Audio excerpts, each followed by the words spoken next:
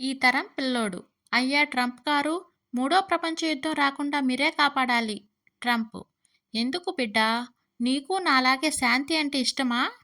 పిల్లోడు: అది కాదండి. ఇప్పటికే చరిత్రలో జరిగిన యుద్ధాల తేదీలు, వాటి కారణాలు గుర్తుంచుకోలేకపోతున్నా. ఇంకా కొత్తవి అంటే నా వల్ల కాదు. బారిపోయిన పవన్ను పలకరించడానికి వచ్చాడు స్నేహితుడు రఘు. రఘు: మీ ఆవిడ చనిపోయి వారమైందంట. కనీసం పేపర్లో ఒక యాడ్ ఇవ్వచ్చు కదరా. పవన్: నేను అదే అనుకున్నారా, కానీ బారిపోయిన వారానికే పెళ్లి ప్రకటన ఇస్తే నలుగురు ఏమనుకుంటారో అని ఆగాను. భార్య: మాత్రలు ఎప్పుడు వేసుకోవాలి గుర్తుండటం లేదండి. ఒకసారి ఆసుపత్రికి వెళ్ళి వస్తాను. భర్త: ఎందుకు? భార్య: వీటిపై ఉదయం, మధ్యాహ్నం, రాత్రి అని రాశారు. అలా కాకుండా సీరియల్స్ పేరు రాయించుకుని వస్తే ఖచ్చితంగా గుర్తుంటుందండి. రాక్షసి: ప్రభు, మనకి పెళ్ళయ్యి యుగాలు గడిచినా ఎప్పుడూ బయటకు వెళ్ళలేదు.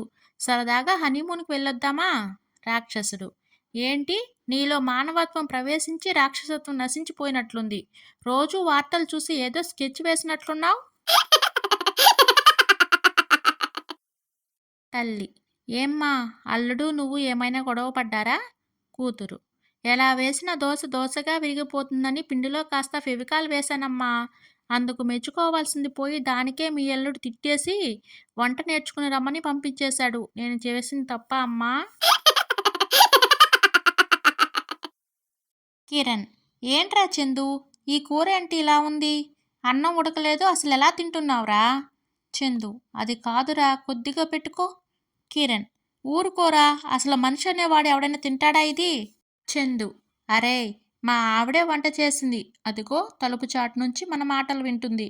కిరణ్: అబ్బే, అది కాదురా, వంట సూపర్గా చేశారు. కాకపోతే ఆ షాప్లో కొన్న కూరగాయలు బియ్యమే బాగోలేదు. పెళ్లికి ముందు ప్రియుడు: బేబీ, నువ్వు ప్రశాంతంగా నిద్రపో.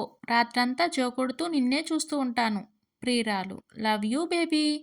పెళ్లి తర్వాత భర్త: నేను పై బెర్తులో పడుకుంటా. తెల్లవారు దిగేటప్పుడు లగేజ్ దించేసి నన్ను నిద్రలేపు.